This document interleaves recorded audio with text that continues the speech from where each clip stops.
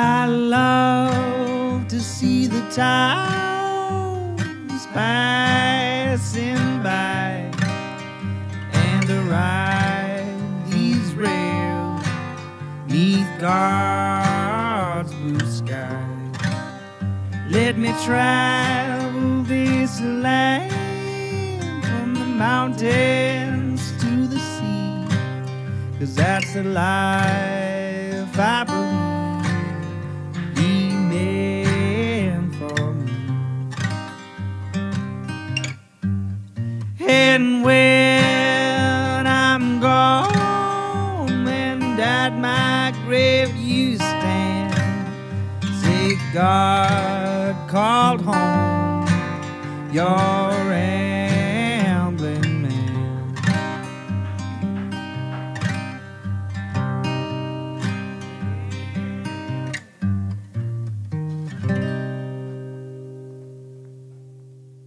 Welcome to Ramblin' Man Podcast episode number 89. This one's with Eric Gray, and he runs a nonprofit called Catalyst Sports. And their goal is to empower people with disabilities through adventure sports. It's a great conversation. He was good to talk to, and I really like the nonprofit that he started and what they're doing. If you'd like to find out more about Eric's nonprofits, you can find them at catalystsports.org, catalystsports.org. Give if you can, and be sure to follow them on social media and tell them Ramblin' Man sent you. All the links are available at their website. We thank Eric for being on.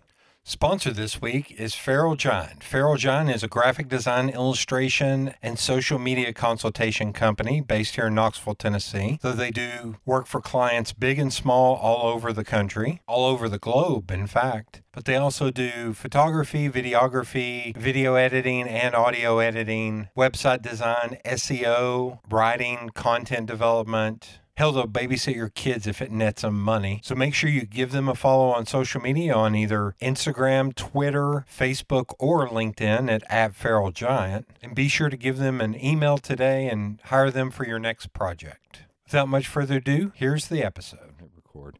There's no... Well, I guess if you listen, then you know there's no real intro. Like, there's the intro I record, and then there's just... So Game of Thrones, that's been my joke one, I think, since like episode 10 is, because I've never watched an episode of Game of Thrones. I'm like, okay.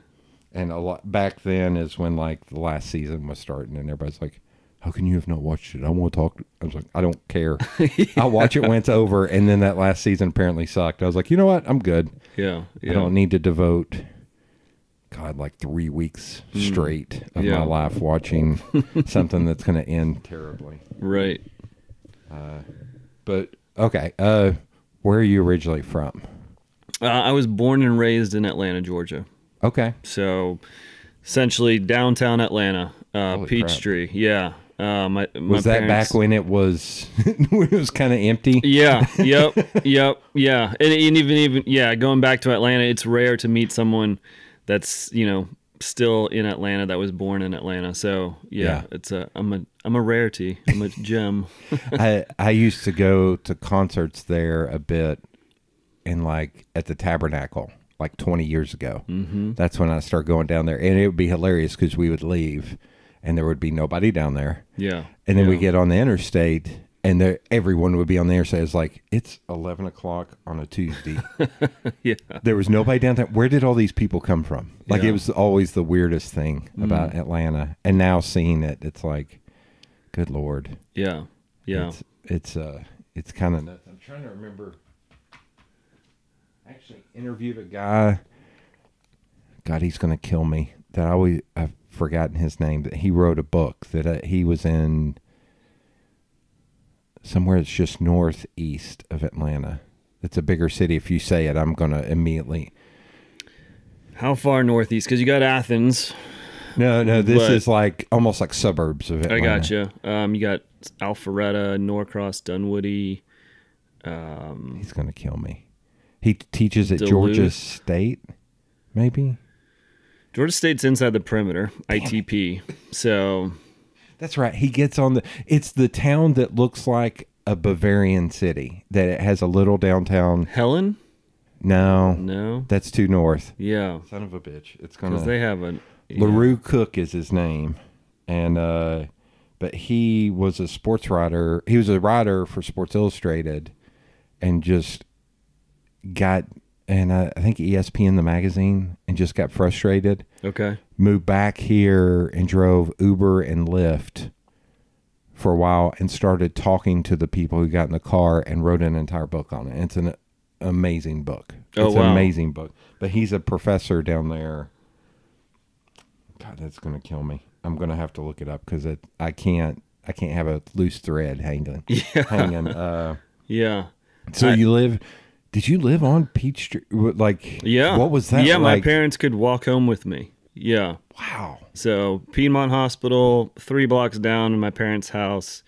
They had the Peachtree Road Race, which has some big, largest 10K in the world or country or something like that. But, just walk down a block and watch all the different parades that come up and down Atlanta and walk to parks. I mean, you'd walk to everything, before it got too crazy. So I didn't realize until recently the town is Decatur.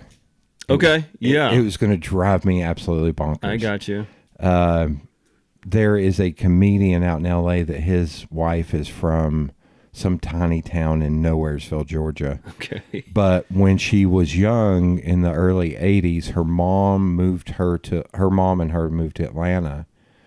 And she's talked about like how big the gay community was back then. Mm-hmm. And like, good Lord, drag and transgender community was back, which blew my mind. I was like, I had no idea. Yeah. That because Atlanta, when I was a kid, was like the Braves and the Falcons. Right. It was all sports. Yeah, it was all exactly. sports. No, I didn't hear of anything. So, where do you live now? Now I just blow with the wind. I've got an Airstream trailer, 1965. That my cousin actually here in Knoxville, before him and his wife moved to Hawaii, they sold that to me. So nice. Currently I'm up on someone's property, just kind of chilling and getting ready for a big weekend. And before this, I was over in Asheville, which is another location where my nonprofit's located. Okay. And then, I'll float down to Atlanta. So those are our 3 hot spots, but then we have a total of 8 cities we operate in. Lord. So yeah, a little bit of floating for now. Asheville, Atlanta, Knoxville, Chattanooga. Okay. Nashville. Okay. Birmingham, Alabama. Okay. Augusta, Georgia, and then Washington, D.C. Okay. Yeah. Which is south of the Mason-Dixon line. So we still call it, the Southeast, but I don't know if they want to be referred to that. Yeah, exactly. It's the South. It's just like, loop that in. Yep. That's all. How long have you been in the Airstream? I have been in the Airstream the last 3 months. Okay. Yeah, I've had it for about a year. Yeah. But yeah, pretty much solely in the Airstream, other than, crashing. Because, typically I'd be crashing on friends' couches and all that, but with COVID, it's just like, if you can bring your own tin can and live in that, and not come into the house, then you're more than welcome. There's a couple that she's from Ohio, he's from all over. But they both ended up here, found one another, but they moved in over here, decided like on a Friday, man, we ought to travel more. We should look for an Airstream. And on Sunday, they bought an Airstream, an old Airstream, for like no money, like $2,900. Yeah. But it was a wreck. And I helped them over a year fix it up. And they put in did custom woodwork, everything. It was nuts. I helped them put in the floor and almost chopped off my buddy's fingers. Okay. Because he was reaching under there and he was like, all right, push. I was like, and just hulked it. Yeah. And he was like, oh, shit. Okay. I'm going to need to walk for a minute. But they loved it. They kind of moved around to where then they got sponsored by an RV company. Oh, wow. And an RV company gave them but it was an older, it was not a good RV. Yeah. And then they went to a Sprinter van that was like, was it Mercedes? I don't know. It was one that it was a bigger version of a Sprinter van. Yeah. And that's kind of where they landed and really liked it a lot. But man, I'm a big boy, and getting in that Sprinter van, I'm like, I can't do this. The Airstream was one thing. Yeah. Yeah. But the Sprinter van is like, I can't. I can touch the walls in the front and the back, and that ain't good. But. Yeah, man, it's tough, and that's why I love the Airstream. You can park it and leave it. You're not, you don't have to pack everything up and put everything down if you need to run to the grocery store. Right. You got kind of your home base, and then when it's time to, load stuff up on the truck, go grocery shopping, whatever you need to do, come back to your home base, and then when it's time to move, just pick it up and go. So, what's the furthest you've been away in the Airstream? Well, prior to this, I was living in, prior to purchasing the Airstream, I was in Sun Valley, Idaho. Oh, wow. Yeah, and so there was a beautiful Sawtooth mountain range and lots of land out there. Just you're able to just go and squat on, essentially. Some national parks where you have 20 days, but it's kind of 20 days once they give you that 20-day notice, type thing. And there's just so much land, and everyone respects it really well. I would go and park my trailer out there, and then I took a trip down when I was leaving Idaho, went to California, spent some time there. My brother's in LA, he's a producer. Okay. So spent some time with him, went down to San Diego, just kind of living out of the trailer, went over to New Mexico, did some climbing and mountain biking, went up to Utah, spent about a month and a half in Texas with a friend, and then made it back to Atlanta. So did some living in trailers. I was going to say, do you think now that you have one, like that you're going to try and push it a little bit further, like maybe hit Canada or somewhere further out? Yeah. I mean, I would certainly be up for it. My buddy and he flew in from England. He's a big time skier, and we got the ski pass. So I also have a truck that I pull it with. Yeah. We had built out a bed type thing, and we got this ski pass where you can go spend 2 days at different resorts. So we started in Utah, and then went up through Wyoming, and then up into the Lake Louise area and Revelstoke and Banff, and then that's what I was thinking of. Yeah, I was like Banff and oh, it's spectacular, just beautiful. And then came back down through Idaho, and then did some ski resorts in Colorado. But it was ideal.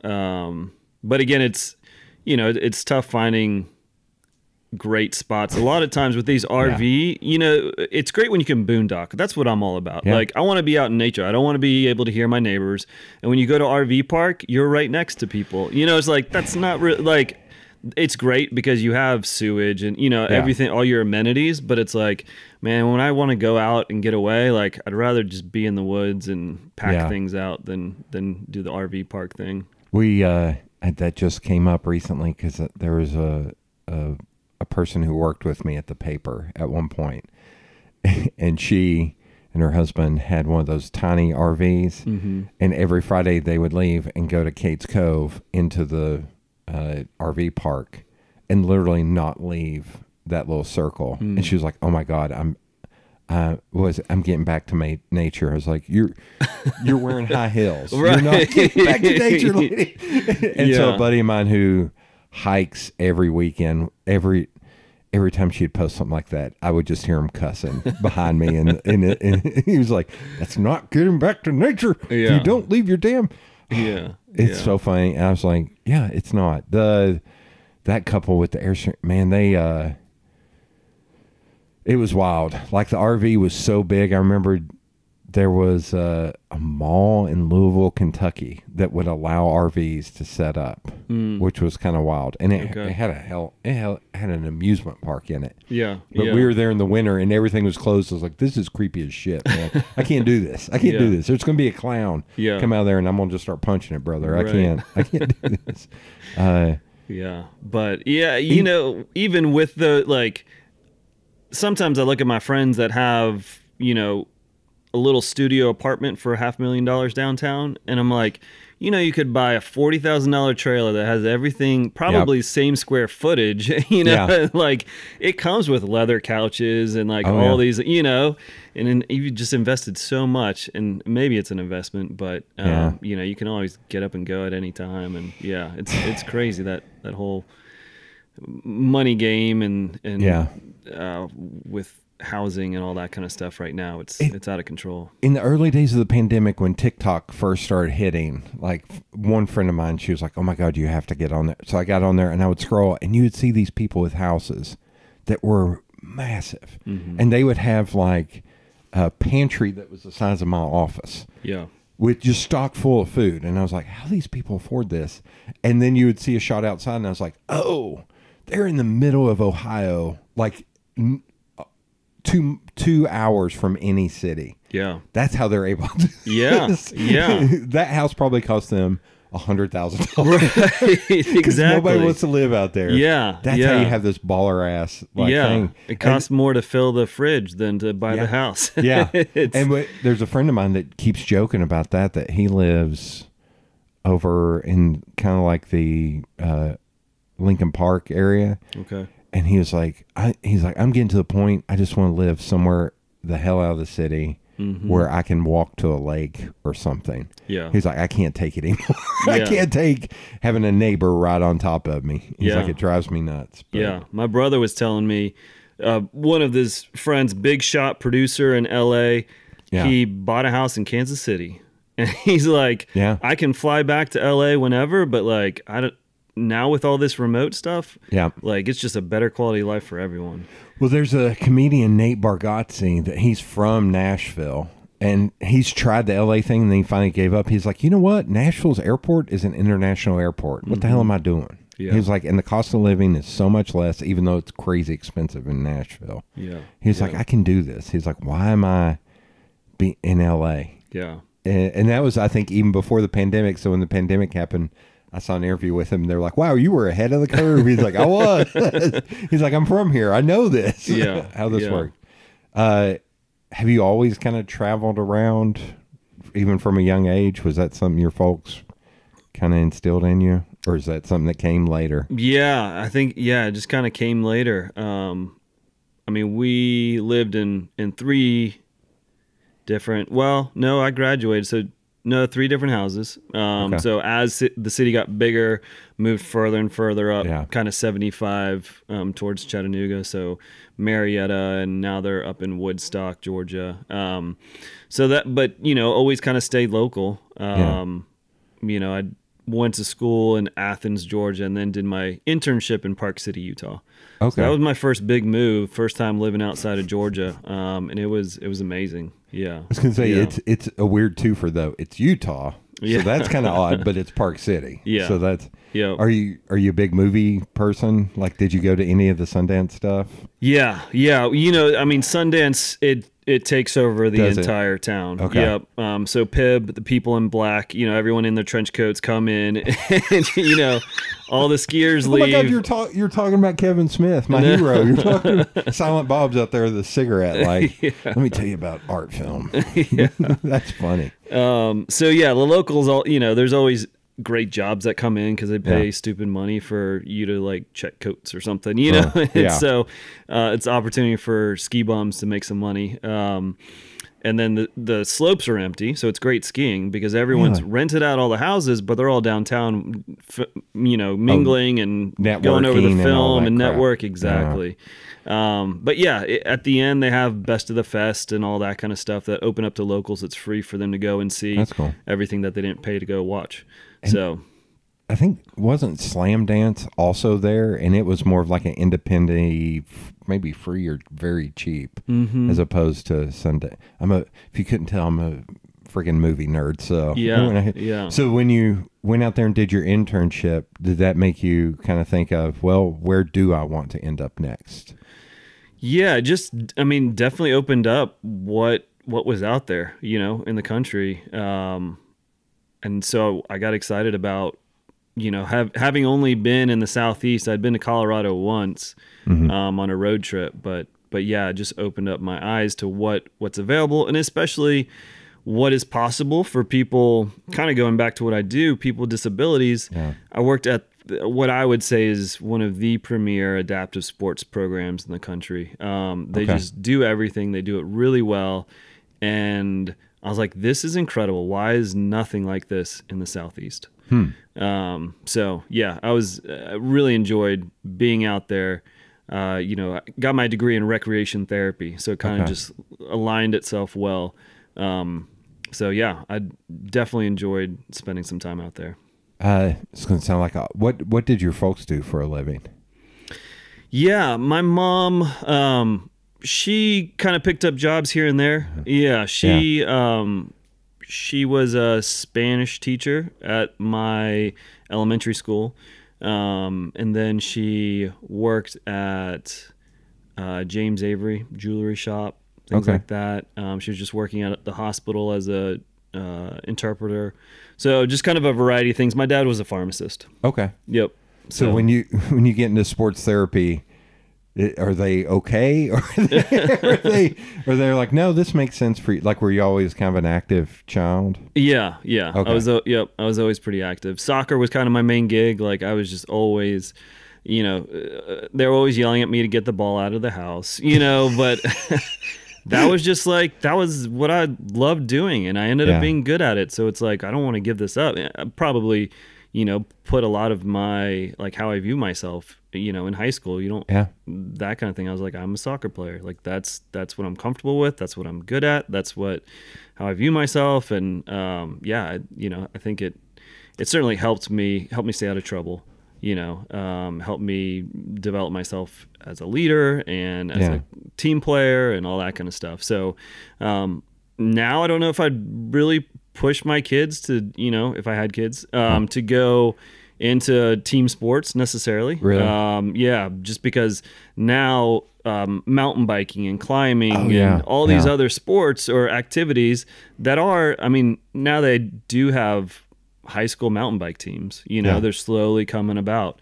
They have, some climbing teams, but there's a lot of activities and sports out there that really develop you as a person as well, that aren't your classic football, basketball, soccer type activities. So. That's interesting. I just had someone on that she has a 10-year-old daughter, and we were talking when we got towards the end of the podcast. She was talking about like when it's the woman from Lafayette, like what to do with her child when they move here. And I said, I hate to say this. I actually said the opposite. And I was like, sports taught me so, because I've been playing sports since I was 4. So it was like, taught me so much. I was like, the biggest thing is winning and losing and how to work with others. Mm-hmm. So I like hearing that it's not just mountain biking. There actually is a mountain biking team. Yeah. So you are working with other kids. Like, I was like, and she was even like, yeah, I know she's not a sports person. She's a punk rock person. And she was like, that's something I have to get over. I was like, I'm telling you, like growing up playing sports and learning how to properly win, properly lose, and to be a little bit more humble and also work with others. I can't tell you how much that meant to me. Yeah. But yeah, as long as it's like team sport, like team, so you're not just kind of out on your own. Yeah. I think that's great.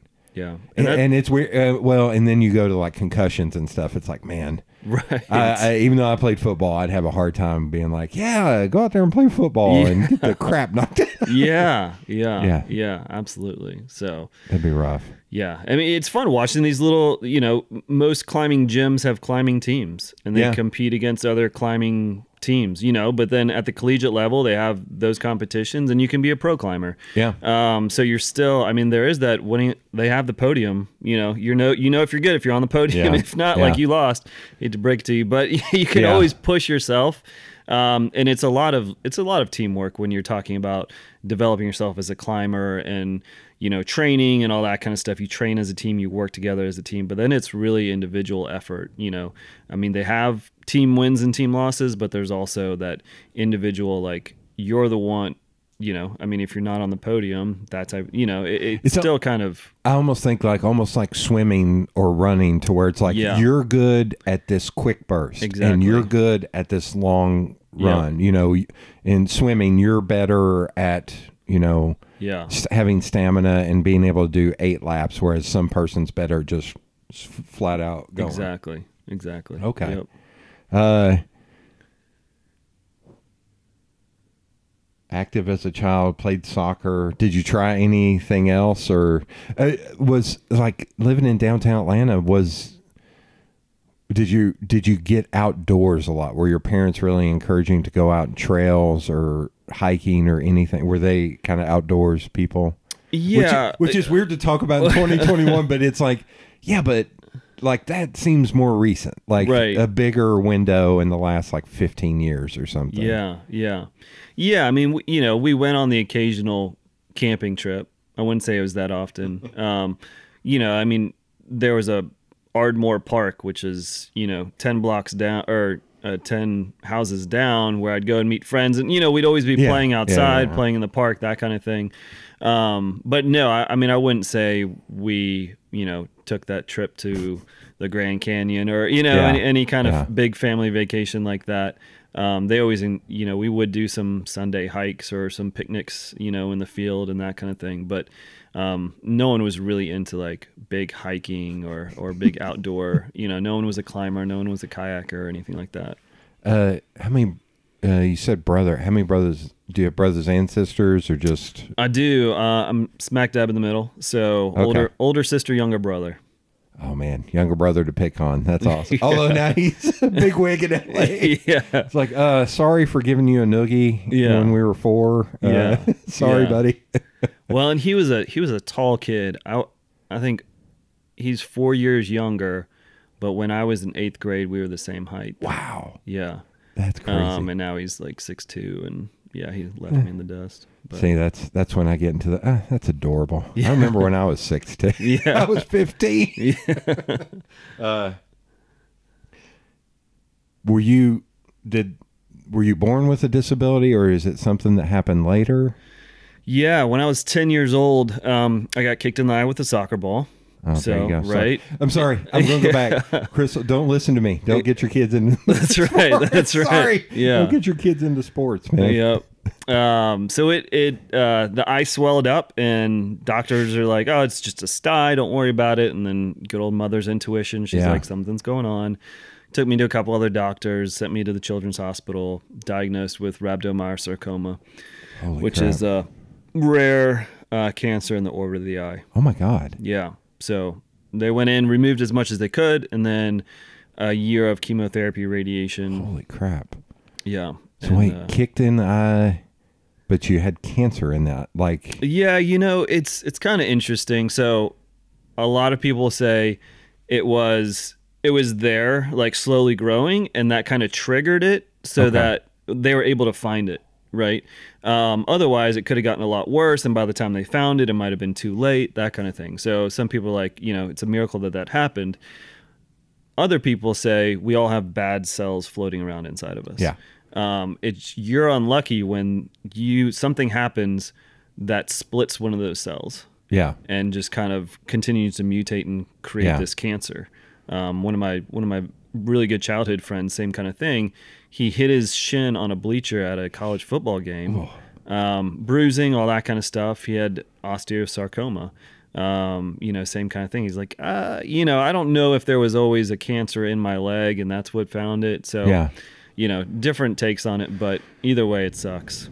Yeah. I feel like this is a very bad take on this, but in the comic book and TV show The Walking Dead, the big gimmick is they're all dead. Mm-hmm. Like, and in seeing like cancer numbers rise and seeing it be more, it was probably always been there. I feel like more prolific, but I think it's just medicine and technology has gotten so good at finding it so early that it's like, I think we all, like, there's a strong chance we're all going to have something, even down to like, I think Aaron even has like bouts with skin cancer. Like, it's always there. Yeah. Don't know what it is. It's probably just something natural in us that happens, which it's a very bad take and a very morbid take. but I always look at that as a good thing. It's like, no, that means you need to get checked.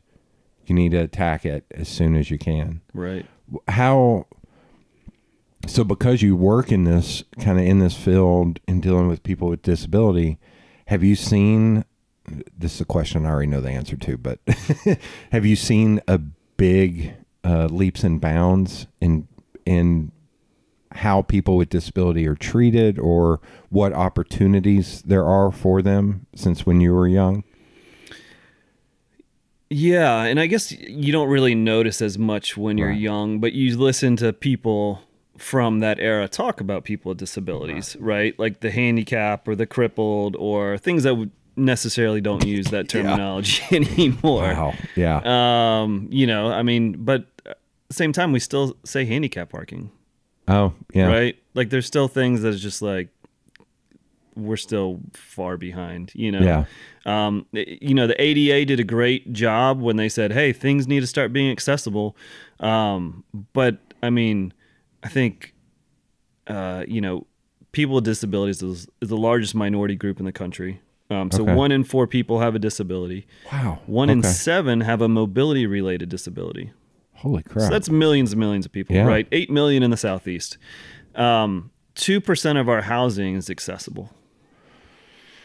Yeah, I'm thinking like my house. Yeah. Like stairs up front, stairs in the back. Yeah. Yeah.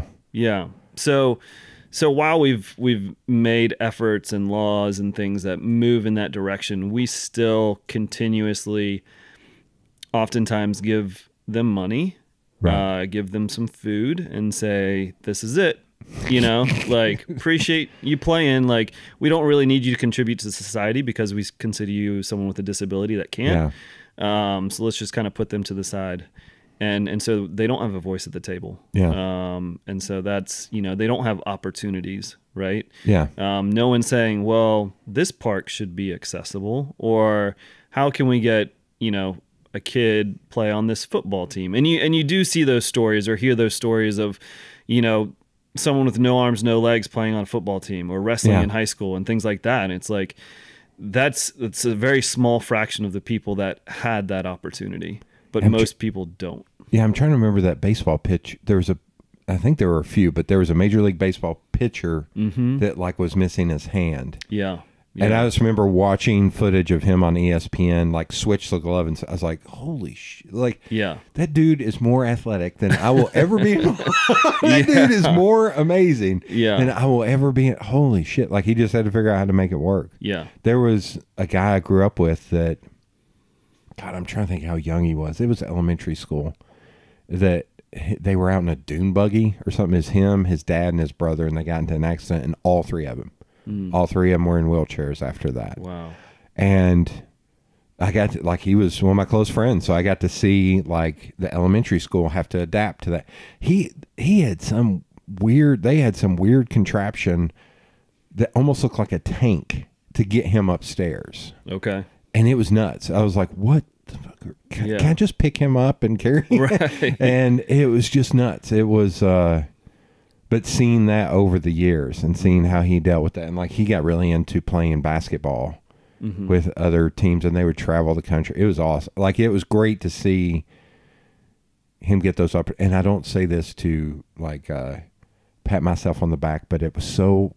I'm saying more from his side when he would drive and we would go out to the mall or something, and some jackass would be parked in the handicap spot. Yeah, and he would just be like, "Oh man," I was like, "Nope." I was like, because he felt embarrassed or something. And I was like, I don't feel embarrassed. I'm going to go yell at that person. Right. Right. It's like, my dad is this guy, and he would go over and be like, what the hell are you go. Yeah. You got to go. Yeah. You got to move, or I'm going to move you. Like, And my buddy would just be like, oh God, don't do it again. I was like, no, this ain't right. Like, right. But it was wild growing up. I would say I'm very fortunate to be able to, that sounds weird. Very fortunate to be able to see that, to understand more. Absolutely. Because I think a lot of people don't get it. Yeah. Wow. Okay. And you're right. They are marginalized, right? They are put in the margins of society, and they don't feel like they have a voice. So when they go to a restaurant and say, hey, I'd like to come in, they're like, well, we have stairs. They're like, okay, see ya. Like, that is telling everyone else it's okay to not allow them in. But according to the law, they have to make reasonable accommodations. So I worked at the Shepherd Center in Atlanta, so big spinal cord rehab hospital, one of the biggest in the country, and do an incredible job. But my job as a rec therapist was to tell people that you have to be an advocate, because there's going to be, and the best is put on a little kid. There's going to be a little 13-year-old girl that's going to roll up to this same coffee shop and want to get something, and she's going to be turned away because you weren't a voice for them. Yeah.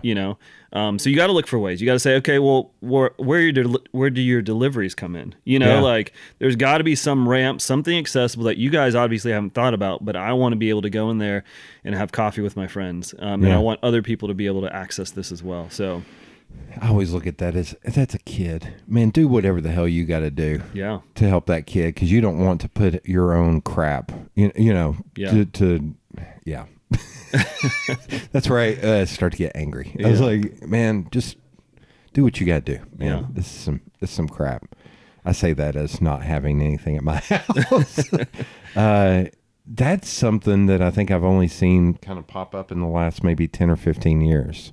More like ramps and stuff at houses. A friend of mine, his mom has mobility issues, so they finally put in a ramp over at her house. Mm-hmm. But I never thought of it. 2%. Like, I never thought about that. I was like, you drive down the road and maybe one house on that road has something. Yeah. Maybe. Yeah.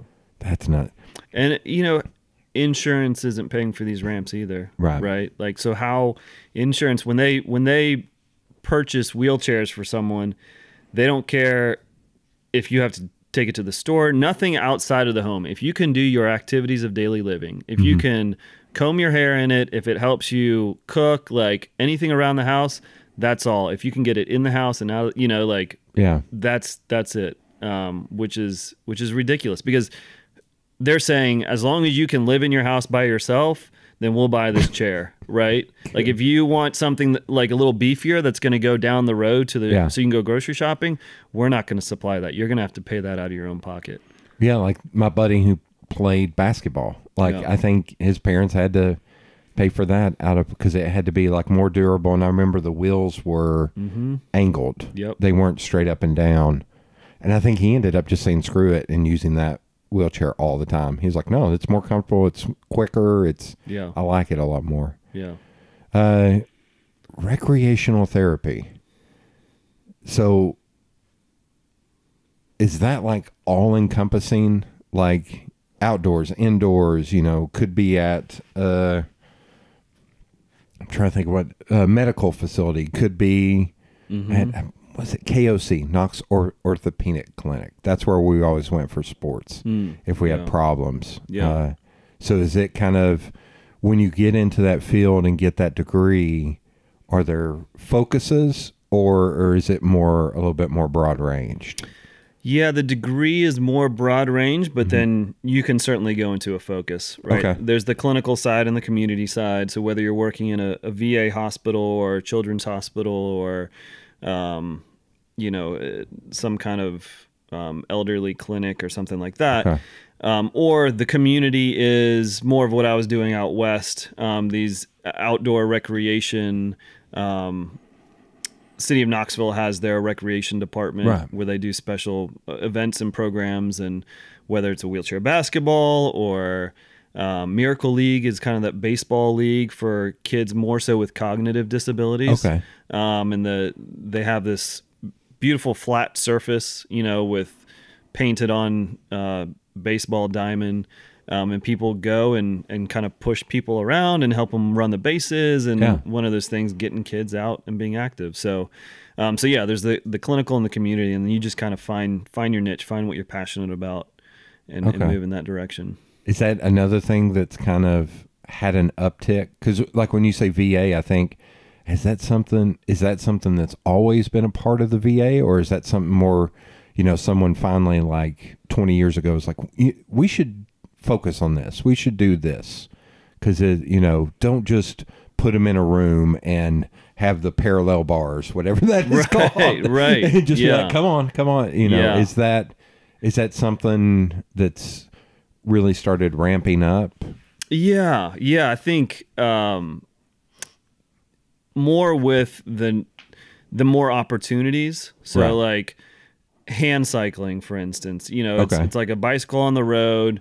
You get some exercise from that. Well, then they started having racing, hand cycle races, you know, and so there's a variety of hand cycles out there. So Okay. there's a lot more opportunity for engagement, which means now these veterans are going to be able to see this, and the VA believes that it's beneficial for them to use it. So then they're able to purchase one for them. So yeah, I think it's continuing to grow with the growth of adaptive sports in general. Okay. Yeah. And do you think that is something that will only get more prevalent as time goes on, or do you think from that, even going back to what I was saying about the degree, like, do you think even in that there are even more like niche level things that you can focus on to give the opportunity to the people to choose? Yeah. Like, okay, before you had your injury, you liked mountain biking. Yeah. Okay, then you need to go here, and that's what the focus is going to be. Is that kind of how it is, or laid out into the future? Yeah, you know, yeah, certainly. Was that a big question? What do you have premonitions on? Yeah. Again, the more. So mountain biking, that's a great one. That's new. It's a relatively new sport. So when we talked about mountain biking 10 years ago, we're talking about someone going up, you know, with their arms, they're going up Mount Kilimanjaro. So these are like elite athletes doing crazy things that 99% of the population with disabilities would not be able to do. Yeah. Now we have a variety of mountain bikes with bigger tires, different trails. Some trails designed, like here in Knoxville, designed for adaptive mountain biking. They have e-assist. So instead of just cranking, you know, and going 2 feet every 75 rotations, a little bit of e-assist, and now you're riding with your friends. You know, before, when we first started our mountain biking program, we had people coming out, and they'd get about 2.5 miles in on just a standard mountain bike. Well, over the winter, we added e-assist. So now they're doing 5 to 6 miles. Wow. So almost tripling the amount of mileage that they're getting in, and they're seeing more, and they're getting deeper into the woods, and they're able to use more terrain. You know, when there's a big rock in the way, they're just able to like punch it a lot easier than having someone have to lift it up and kind of push it over that rock. Yeah. Huh. This is going to go a little bit left sideways. Are there different places or programs based on if someone was born with a disability as opposed to like having it when you were 8 or 10? Is that somebody's power washing their house? It sounds like outside. Is that are there some places that focus more on that, or is it most places have to be adaptive and be able to handle either? If anything I'm saying is wildly inappropriate, please just yell at me or throw my copy of The Hobbit at me. Feel free. Right. Where's that thing? That's right. Yeah. Or the candle, hell, the old camera. You know, some serious stuff to be whatever's going to hurt. Yeah. That's a great question. You know, majority of these community-based programs are available for anyone with any type of disability, because for us at least, it's about access. Okay. Right. So we want people to be able to access the waters here in Knoxville. We want to be people to access the trails, and we want people to access the climbing crags. Yeah. So climbing, mountain biking, and kayaking are kind of the 3 programs we offer here. So it doesn't matter if you're born with it or you're newly injured or whatever it is. They all have limited access until we're able to provide that access for them. Okay, get ready. Maybe hold The Hobbit while I ask this question. Is there also help with like, because it's so limited, with like helping also with the mental side of it all? Like, are there therapists and stuff that focus on that to be like, you know, just kind of helping, I hate to say getting over the hump, but just like you're not, again, pre-apologize. You're not less than, you're equal to, right? You can do this. Like, is that also kind of a part that's in the machinations of all this? Yeah. And that's a really tough question. Well, let's look at he's veteran. not grabbing the Hobbit, so Right, I feel okay. right, yeah. No, that's great. Everyone reacts differently to their disability, right? And how they were injured. Some people, if they were injured in mountain biking, they don't want to see another mountain bike. Mm-hmm. Some people are like, I want to get back on that bike, no matter what it looks like. I won't let it beat me. I want to do it. Exactly. Yep. A lot of times when people are injured, their first mission is to walk again, right? Like there's that story of someone that broke their back and they're walking and they're back on it, and they're always, a lot of times they're looking at what new innovations, what new medications, what, European, whatever it is, what are people doing to walk again? Yeah. So you'd start talking about, well, this is a bike you can use with your arms and you can get around. They're like, well, I don't need that, right? Mm-hmm. Like, I'm going to walk again. And that's the same thing. It's a little different, but when I worked at the VA hospital, we had guys coming back from Iraq and Afghanistan. Mm-hmm. It was we had a special relationship with the DoD, so we essentially had overflow from Walter Reed, the military hospital up in DC.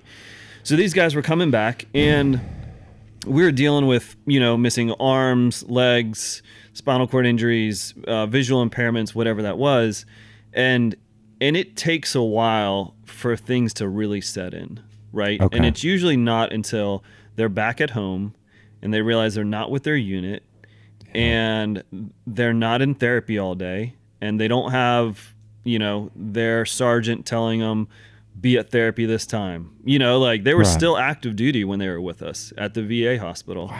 Wow. So it's not till you go home and you're like, well, now what? Like, I don't have anyone telling me what to do. Yeah. And this is my new life. And and that's when that mental health piece, and that's why there's such a high level of suicide rate amongst veterans, right? And I think it's the same thing with this spinal cord or whatever, acquired, whether it's a brain injury. A lot of times they're not ready to hear what's available to them because they are looking at 100% recovery, which is great. You want to stay motivated. You want to recover. Those first months are critical to getting back any function that you can. Yeah. But it's not till they're at home and they're like, well, now I can't go ride bikes with my friends and my friends aren't coming over anymore, right? It's been 6 months. It's been a year. Those casseroles stop arriving at some point. Yeah. And then it's like, well, that's when that mental health needs to be addressed and say, hey, there is a future for you. There is opportunity for you. Or it's, hey, here's your government money. Like, get depressed. You're going to sit here. Like that kind of thing. And so probably some of them, it's like, here's some pills too. Yeah, absolutely. Like, absolutely. There's a great nonprofit here in the area called Smoky Mountain Service Dogs. Have you ever heard of them? Mm-mm. So what they do is they train dogs to support and help veterans who come back with like limbs gone. And when I worked for PetSafe for 5 years, and I was on this team where we gave away $1 million a year to nonprofits. Wow. But had to be involved with like children's education or pets. Yeah. So those folks came in and they presented the story about... It was a guy who had come back and he had gotten, I think, above his knee down, blown off. Mm-hmm. And he said he came home, all he did was sit in his house, and he was depressed because all he did was think about, if I go out in public, I'm going to fall and I'm going to be embarrassed. Mm-hmm. And I won't. That's why I think about the mental health side of it all. Yeah. And he said he gained a bunch of weight, which didn't make it help. And so he got one of the Smoky Mountain Service Dogs, finally started working with it and then he went to Cracker Barrel just to walk around somewhere where he could go in and just walk around. Mm-hmm. And he turned a corner a little bit too tight and he felt himself starting to fall. Yeah. And he said at that point, he was like, all my fears had come to fruition. Yeah. And that dog positioned itself and hooked him and kept him up and stable. Yeah. And and I'm sitting there like, how much money we got left? Right, like, right. Yeah. This is insane. And it was just like, and then I started talking to them, asking them about like, they're like, we have to kind of do purebreds. We can't do rescue dogs because you don't know what happened to that dog before. Yeah. But we're looking at rescue dogs to help with PTSD. Yeah. And I'm just freaking out because I'm like, I want to give you all the money that I can, because this is like a blessing, and you all are amazing, and I want to support you all 100%. Yeah, we had a couple vets that did get those dogs, and one dog would get between the veteran's legs when he had vertigo. Like, they could sense it and stabilize him. Like, just he would squeeze him and just kind of hold on to him until the vertigo left. Another, like, could sense that he was having like a PTSD episode, and either by command or the dog would just lead him out of a group. If they're in any kind of, like, knew where the exit was, knew where to get away from everyone, like, that was his one thing that he needed to do. That was his mission. And that dog would just take him right out from this overwhelming environment. So, besides those, like, obvious physical, like someone that's blind or someone that needs stability, it's that, the dogs that can sense seizures, with epilepsy. Like, it's just, animals are incredible. Yeah. And it was wild. I think we asked them, like, how much, and I may have this number wrong, but I think this was about right. We were like, how much does it cost to train a dog? And they're like, well, it usually takes about 2 years, and it's about $24,000. And in the group, I was like, is that all? Yeah. And they're like, that's a lot of money. I was like, no, it's not. Yeah. It's like, you're out of your mind. Like, in the grand scheme of things. Yeah. Right. That's like that's a good car. Yeah. Yeah. Like, and you're literally helping to save someone. No. How much money we got? Like, can we write them a check right now? Like, it was nuts. It was. So in working with the VA, and you said Walter Reed, which I know is in DC, like, did you choose to do that after school, to go up there and work in that environment, or what led you there? Yeah. So after I got my community side, out in Park City, Utah, doing all the things out in the community, I wanted some clinical experience. Okay. So I'd come back, and I thought I was going to take this job over at UNC Chapel Hill within their hospital system. Turned it down, just wasn't a great fit. So ended up, someone heard that I was back in town. They're like, you need to go to this VA hospital, or the VA reached out to me and said, hey, this was in Augusta, Georgia. So, like, hey, we've got these young guys coming back. Right now we offer bingo and bocce and, like, these great opportunities for older veterans to, like, socialize, and they love that. But these new guys, they need something. And what you were doing out west, that needs to happen at this hospital. That's great. So I was like, let's do it. Absolutely. So I built a climbing wall, a 50-foot climbing wall attached to a VA hospital, which it was like literally an act of Congress, like sending approvals up to DC. Like, That's right. DC's entire budget is oversaw by Congress. I forgot about that. They're not oh God, that's hilarious. Yeah. Had a kayaking program, a golf program, a cycling program, just a variety of things to get these guys saying, hey, this is, these are opportunities that you can still engage in despite what's going on. Huh. Did you have to, like, I got to find a suit? Yeah. When they we sent it up for approval, and like, okay, sure, we approved it. And then we started building it, and they're like, who approved this? Like, where's the paperwork? So we had to send everything back up, and they're like, so this is actually happening. And it's like, it's one of those, you just carry a PDF on your phone, and you're like, hold on. Here you go. Right. There you go. There it is. Let's see. Here, we can even zoom in on the signature. We got this. Exactly. Is that something they have maintained or built upon? Have they made that bigger since then, or has that kind of stayed the same? Yeah, I know they still have a lot of those same programs once the conflict had kind of slowed down. Yeah. That's when I transitioned out of the VA. Yeah. But I know the wall's still there. I know I've been talking to some of the rec therapists there, and that they have continued some of these programs. So, have other places looked to that as an example of something they can start instituting? They have, yeah. Okay. There was definitely a push again for this adaptive sports opportunities.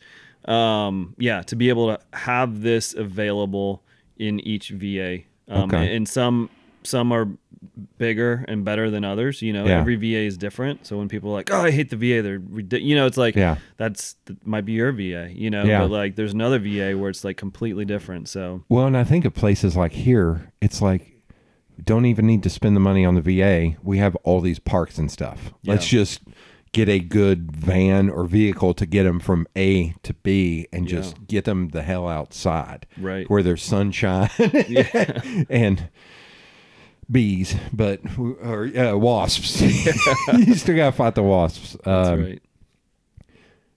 Where did you go at what point did you start Catalyst? Like, did you go from there to start that, or did you work somewhere else in between? Yeah. So,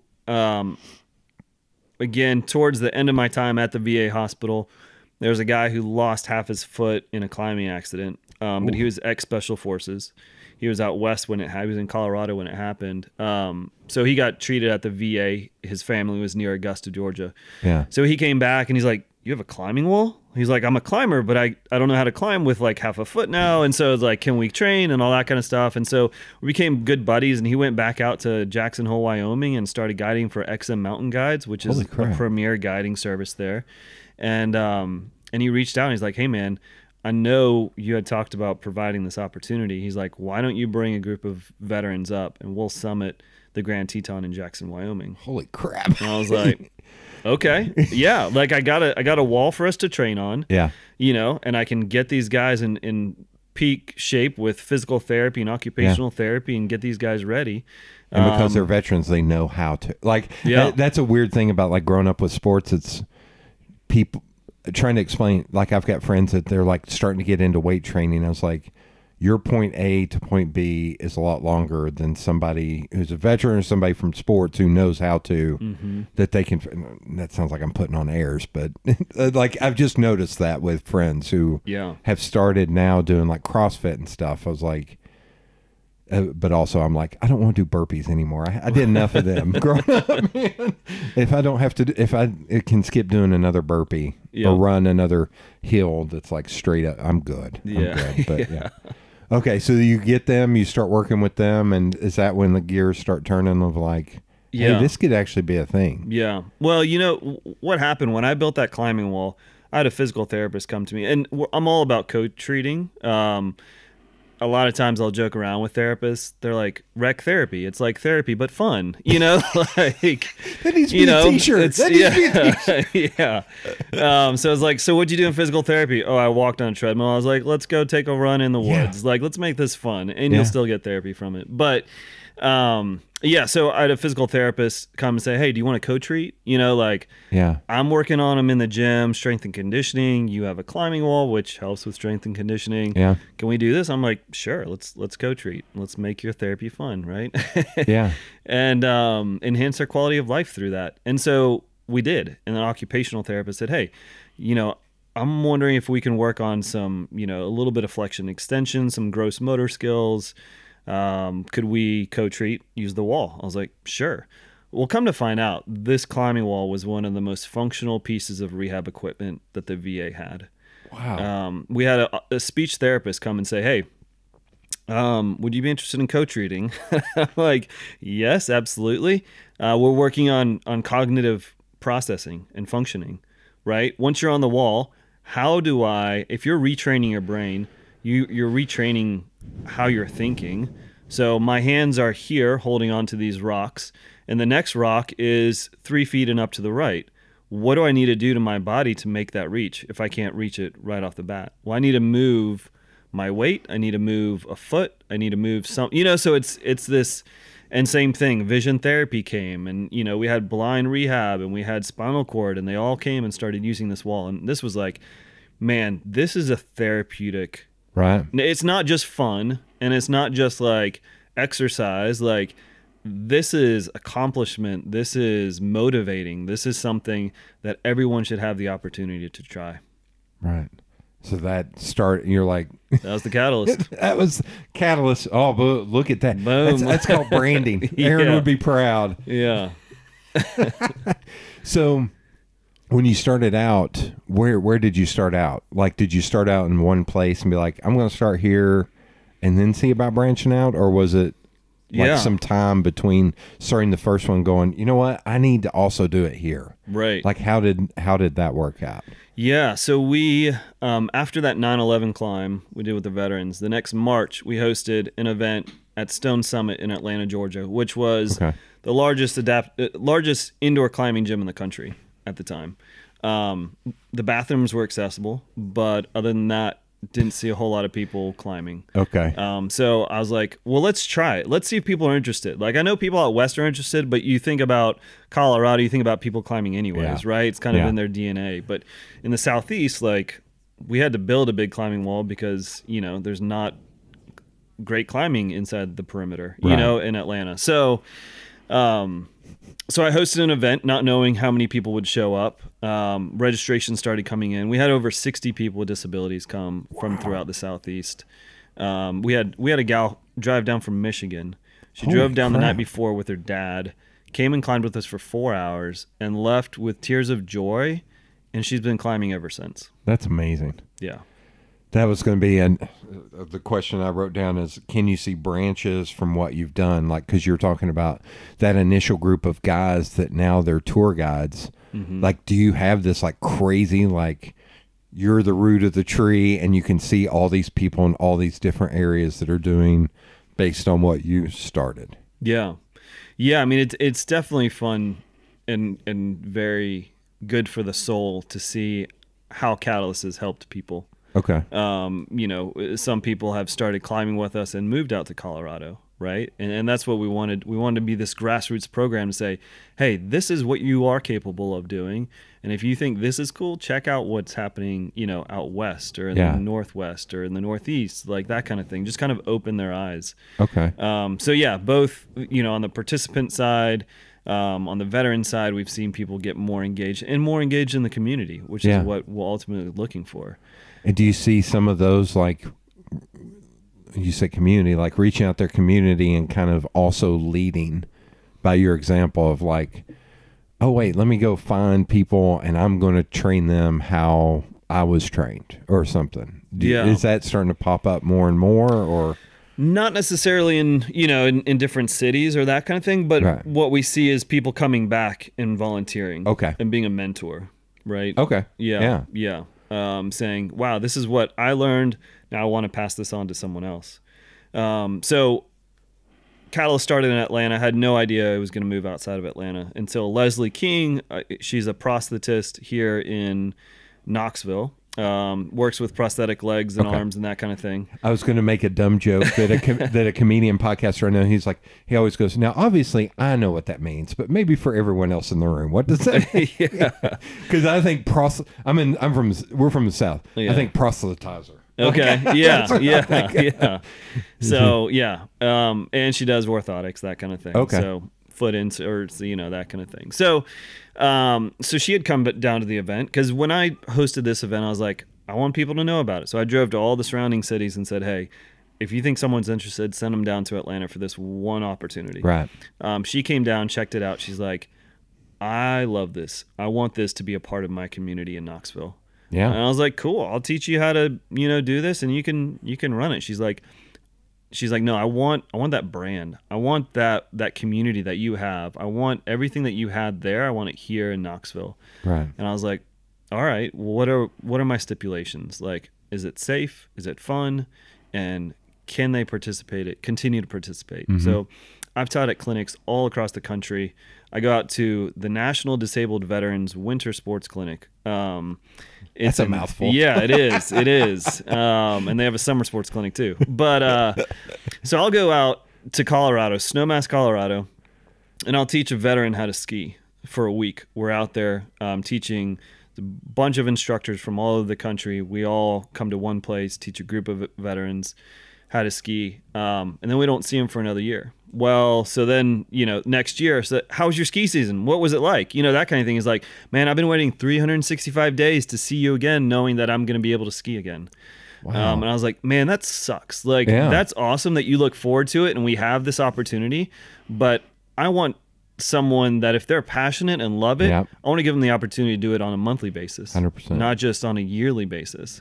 You like climbing? Great. See you next year. I was like, that would suck. Yeah. You know, it's like, so that was one of the things I said, if you're going to run a Catalyst chapter, we want something going all the time. and not just once a year. And she's like, let's do it.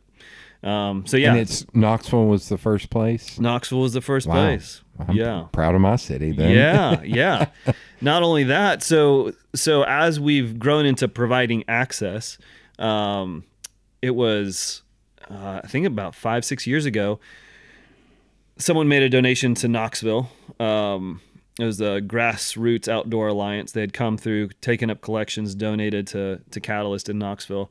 And they're like, we got $10,000. What do you want to do with it? And I was like, well, you're in Knoxville. You know your community. You know your people. Like, do what you think is best, like within reason.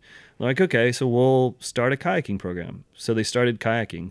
And the city donated a storage shed and all that kind of stuff. So now we have kayaking on the side of the Tennessee River out at the Cove. And so now this weekend, we're launching our adaptive mountain biking program. So mountain biking, kayaking, climbing are our 3 kind of focus areas. And we believe allowing these to happen in all 8 of the cities that we're in is kind of our ultimate goal. And Knoxville's been the first to hit all 3. So we're pretty excited about that.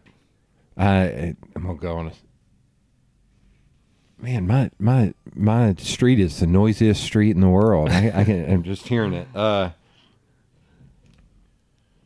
Do you know Eric Jackson? Jackson Kayaks? Yeah. You do? I mean, I don't know him personally. He's awesome. Yeah. Like he came, I did work for Visit Knoxville, and he came through and I showed him and three riders around town. Like we went on a beer tour. Yeah. And he's hilarious. And what he's built down in Sparta, like I think that he said they've got like 400 employees. Mm-hmm. Like he's somebody, if you've not met him or checked out his facility, like he builds kayaks, and I think he's like maybe won multiple gold medals, and his sons are on like the National Olympics. Like it's crazy, but he's a super awesome person that I think would totally be into like helping out if he can. I think I even saw his daughter on the Ocoee one time. More than paddling, like little girl in a little boat with like 8 other dudes, and she's just like crushing it. I was like, someone's like, that's Eric's daughter. I was like, oh, makes sense. He would show me videos. He was like, here's what you do when you go under, and then he just went bloop, and I was like, what the fuck? No, I got it. And he was like, nah. He just got right back. It's like, son of a bitch. Yeah. He was like, dude, I've been doing this forever. I was like, the funniest thing about him, I still think this is the damn funniest thing in the world. So where they do, they manufacture the kayaks and everything down there in Sparta. It's just outside of Sparta. It's got a weird name, like Mountain Creek or something. I was like, good Lord, Sparta. Right. Somehow somebody came to him and asked him if he could make a cooler. And it turned out it was the bass player from Metallica, Robert Trujillo or whatever. So he made one for him because he had the, tool and die. Yeah. Made one, sent it to him, and then all the other guys in Metallica are like, can you make us coolers? So now he manufactures Metallica branded coolers. Really? And they sell them at their shows for like $600 or $800 a piece. It's like, who's going to buy a cooler for? I was like, never mind, man. It's music fans, man. Like they'll buy anything with it.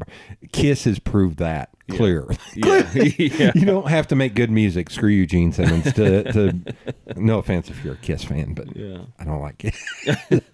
I spent the day with him, and super good dude, like super great person, and I think he is somebody who would totally be open to helping or manufacturing stuff, whatever he's got to do. Yeah. I've been on almost 30 plus nonprofit boards and executive committees. So my head is always like moving of like, how can this person meet this person? Like, that's great. I was like, cause this is going to help this. Yeah. And that's what we need to, so we need to make that happen. Absolutely. So yeah, I'll put that on the to-do. That's my homework to you. I like giving homework on this. It's like, reach out to Eric. He's awesome. If you need a connection, let me know. Because I think he follows me on. It's funny because I think he has like 60,000 followers, and he follows my dumbass on Instagram. I was like, really? Yeah. Cool. I'll just send you a quick DM. It's like, hey man, you need to meet these people. I can mark out Eric Jackson now. I can tell I've had too much coffee and not enough water because I'm a little all over the place.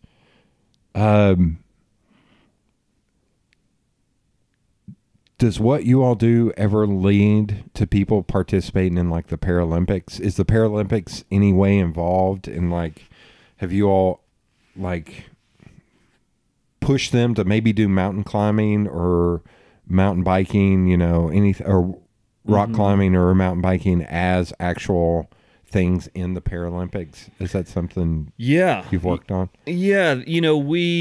We did start a climbing team.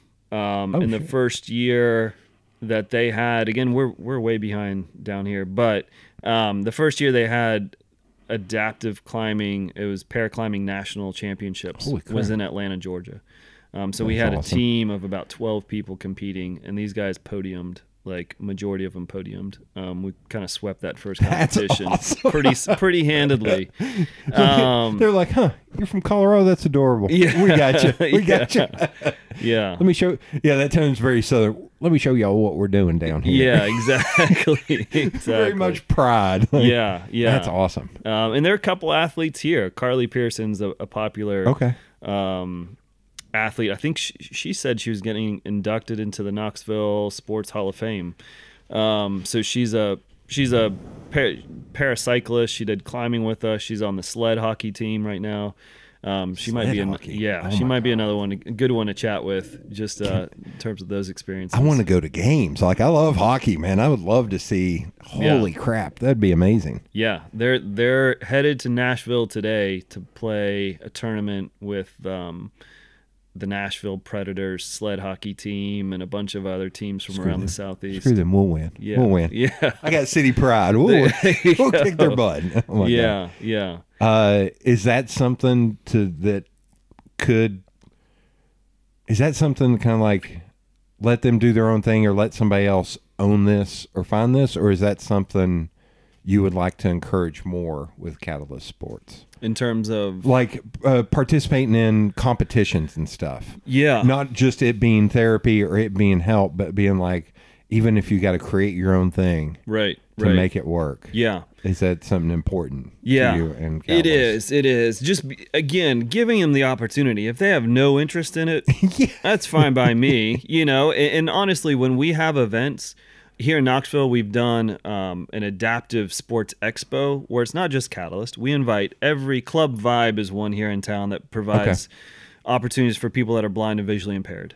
We invite the city. We invite adaptive boxing. Adaptive golf comes up from Georgia. We have people just saying, hey, if you don't like what Catalyst offers, we have all these other partners and opportunities for you to engage. Like, yeah, if you want to take it to the next level, we want to help you get there. We'll find a coach for you.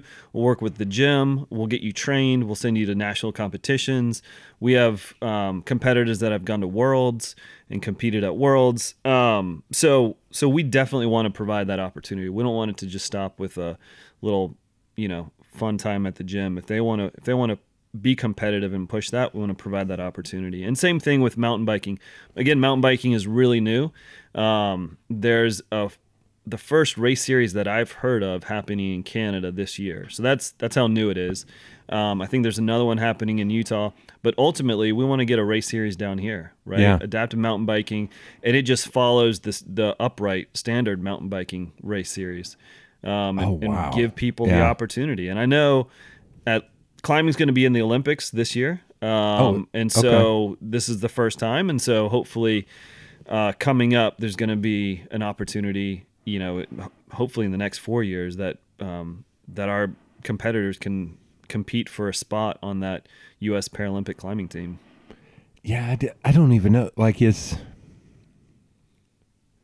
going to ask this question, and I don't mean it in a negative light, but is the Paralympics seen as a positive thing, or should it be that, because opportunity is a big thing. Mm-hmm. So,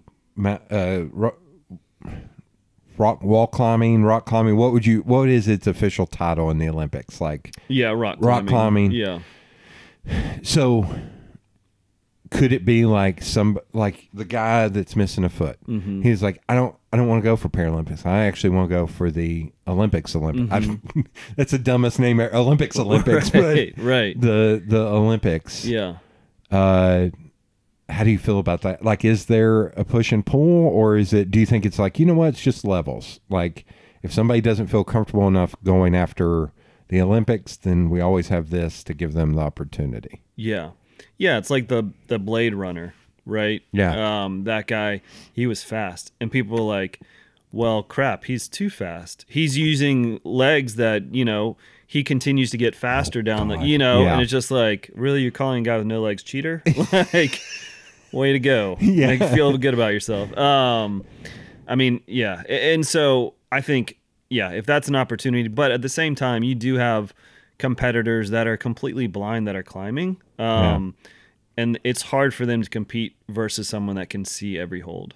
Like they're having to hold a position until a caller from down below says, hey, your next hold is up here. Oof. So it's a lot, it would be a lot for that person to be able to compete at the Olympic level, which is why, but they still want to compete and they want to know how good they are compared to everyone else that's visually impaired or blind. Okay. So yeah, it's still high level competition, very talented.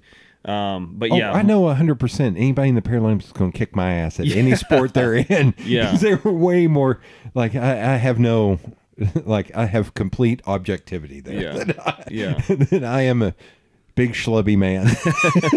There's no way in hell.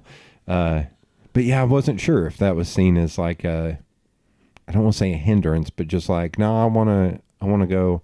Because I see that a lot now with like, God, this is a weird analogy, but like women playing basketball or football or anything like that. Mm-hmm. It's like, no, they should have the opportunity. This is dumb. Like, what are we doing here? Yeah. It's like, it's 2021, man. If I also know a lot of women that would kick the shit out of a lot of dudes that could play football. Right. I was like, no, they should be given the opportunity. Yeah. Tough shit. Like, get over it, man. We got bigger things to worry about at this point. We can't worry about the little things, man. Yeah. I don't think anyone in the Olympics is going to say, no, you can't because you don't qualify, like that kind of thing. Yeah. I mean, if you're qualifying for the level of competition, no one's saying, no, you have a fake foot type thing, or you only have one arm. Sorry. You have to have two arms to climb. I'm like, no, not really. Okay. So, yeah. You'd mentioned gyms. So has that been a part of Catalyst, is going in and teaching gyms how to be more open to everyone? It is, yeah. All of our chapters start off in a climbing gym. It's a controlled environment. The gyms have been very open to having us come and climb with them. So, however, we primarily train, the gyms know what happens and can watch what happens, and they can come to our trainings, but we primarily train volunteers. Yeah. And so all of our chapters are, for the most part, run by volunteers in the community, not people that work in the gym. A lot of times these gyms have higher turnover. Not a lot of people are like, oh, front desk at a climbing gym is where I'm going to be for the next 20 years. Right. So with that turnover, we'd have to go in every month and be like, here's the training. This is what we do. Now this is what you guys need to do. Whereas Leslie, she's been in Knoxville for, I don't know how many years, a long time. She enjoys climbing. She knows how to work with this population. And she's going to be around for another 20 years here in Knoxville. And so she finds other volunteers who are passionate about climbing. And that's really key. Our volunteers, and you'll hear people say, where do you find your volunteers? Like, I've been to things and the volunteers, there's two sitting at the front table and they're just chit-chatting to themselves. They're doing this the whole time. Yeah. Not on engaged. Their like, oh, hey, welcome. Your bag's over there. Have fun type thing. Yeah. Like, our volunteers are 100% engaged. They are passionate about climbing, right? Or they're passionate about mountain biking. And they don't care who you are, your skin color, your ability, whatever. They're like, you want a mountain bike? I'm so passionate, you're going to be passionate about it by the end of the day. And they share that. And that's how, that's the success of Catalyst. Okay. Yeah. Here, we'll go out on this. Where do you see the future?